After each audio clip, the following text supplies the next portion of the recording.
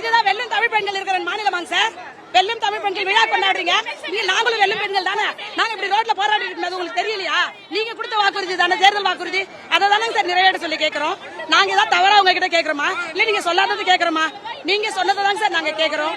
வெல்லும் தமிழ் பெண்கள் விழா கொண்டாடுறீங்களே, இங்க இருக்கிற பெரும்பான்மையான பெண்ணாசிரியர்கள் வெல்லும் தமிழ் பெண்கள் வரிசையில வரலீங்களா? உங்களுடைய நியாயமான கோரிக்கை சொல்லுங்க. நீங்க வெல்லும் தமிழ் பெண்கள் இல்லைன்னு சொல்லுங்க. நீங்க கொடுத்த வாக்குறுதியை கேட்கும் போது எங்களுக்கு எதுக்கு சார் காவல்துறை கட்டமைத்து இத்தகைய வன்முறை நடத்துறீங்க? இல்லாதாங்க சார். ஒரு பொதுமக்களா இருக்கும்போது கூட எங்களுக்கு ஒரு போதுமான சேஃப்டி இல்லாத அளவுக்கு எங்களை பார்த்த இடத்துல கைது பண்ற அளவுக்கு நாங்க என்ன சார் தப்பு பண்ணோம்? நாங்க இங்க எதுவுமே பப்ளிக்கா எந்த விதமான தப்பும் பண்ணல. ஒரு கோஷம் போடல, ஒண்ணும் போடல. என்ன நாங்க எங்களுடைய தலைமை சொல்ற இடம் கூட எங்களுக்கு சொல்லல. அவங்க சொல்ற இடத்துக்கு போறதுக்கு ஒரு பஸ் ஸ்டாப் கிளம்பி போயிட்டு இருக்கிறோம். அவங்க சொன்ன உடனே போலாம்னு சொல்லி ஆர்கனைஸ் ஆறதுக்காக போயிட்டு இருக்கிறோம். இன்னும் எங்களுக்கு எந்த இடமும் தெரியாது. எங்களுக்கு பெர்மிஷன் எங்களுக்கு கொடுக்க மாட்டாங்க சார். பெர்மிஷன் கொடுத்து நாங்க 15 வருஷமா ஒவ்வொரு வருஷமா பெர்மிஷன் வாங்கி தான் பண்ணணும்.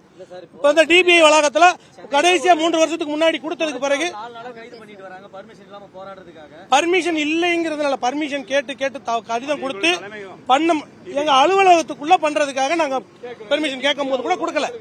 அப்ப நாங்க எங்க கோரிக்கையை நாங்க நேரடியா போய் அமைச்சரை பார்த்து எங்க கூப்பிட்டு பேசுற அளவுக்கு எங்களால பண்ண முடியாது. ஒரு இடத்துல இருக்கும் போது எங்களுக்கு பேச்சுவார்த்தை அழைக்க முடியும்ன்ற காரணத்தினால நாங்க ஒரு இடத்துல கூட வேண்டியது இருக்கு சார். அதுவுமே நாங்க மாணவர்களுக்கு தொந்தரவு இல்லாம, பள்ளி நடைமுறைக்கு தொந்தரவு இல்லாம ஒவ்வொரு வருஷமும் காலாண்டு அரையாண்டு விடுமுறைகளை தான் சார் பண்ணிக்கிட்டு இருக்கிறோம். இப்பயும் இங்க மக்களுக்கு எந்த விதமான தொந்தரவும் இல்லாம எங்க அமைப்பு சொன்னீங்க தலைமை சொன்ன இடம் இன்னும் எங்களுக்கே தெரியாது. ஒரு இடத்துல இருந்து இன்னொரு இடத்துக்கு நாங்க பஸ் ஸ்டாப்புக்கு போயிட்டு இருக்கிறோம். அவ்வளவுதான். நேற்றே சொல்லி எங்க தலைமை அறிவிச்சுட்டாங்க சார், இன்னைக்கு போராட்டம் இருக்கு, தொடரும். போராட்டம் எங்களுக்கு தொடரும்.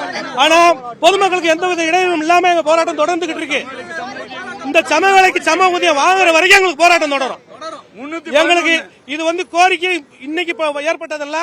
அரசோ உயர் அதிகாரிகளோ அமைச்சரோ எல்லாருமே எங்களுக்கு வாக்குறுதியும் கொடுத்திருக்காங்க. இப்ப கடைசியா போராட்ட துவக்கத்துக்கு முன்னாடி கூட எங்களை அழைச்சு பேசினாங்க. அவங்க சொன்ன ஒவ்வொரு தடவையும் அவங்க சொல்றது செய்யாம மறுத்துக்கிட்டே தள்ளி போட்டுக்கிட்டே போனதுனால அரசினுடைய காலம் முடிய போகுங்கிறதுனால இன்னொரு 6 மாசம் 3 மாசம் அப்படிங்கிறது இருக்கிறதுனால தேர்தல் காலத்தை செலக்ட் பண்ணி நாங்க போராட்டம் வைக்கல. நாங்க தொடர்ச்சியா 16 வருஷமா ஒவ்வொரு விடுமுறை காலங்களில் தான் வச்சிருமே தவிர தேர்தல் எங்களுக்கு முக்கியம் கிடையாது. இப்ப இந்த அரசு எங்களுக்கு நம்பிக்கை கொடுத்த அரசு செய்ய வேண்டிய இருக்கிற கால அவகாசம் அவங்களுக்கு குறைவா இருக்கிறதுனால அந்த காலத்துக்குள்ள எங்களுடைய கோரிக்கை நிறைவேற்றணுங்கிற கேட்கறதுக்கு தான் இதை நாங்க பண்றமே தவிர இதையே எங்களுக்கு ஒரு உரிய அனுமதி கொடுத்து ஒரு இடத்த ஒதுக்குனாங்கன்னா நாங்க எப்பயும் போல யாருக்கும் தொந்தரவு இல்லாம எங்க கோரிக்கை நிறைவேற வரைக்கும் நாங்க சாப்பிடாமலும் தண்ணீர் குடிக்காமலும் தான் சார் இது வரைக்கும் நாங்க போராடி இருக்கோம்.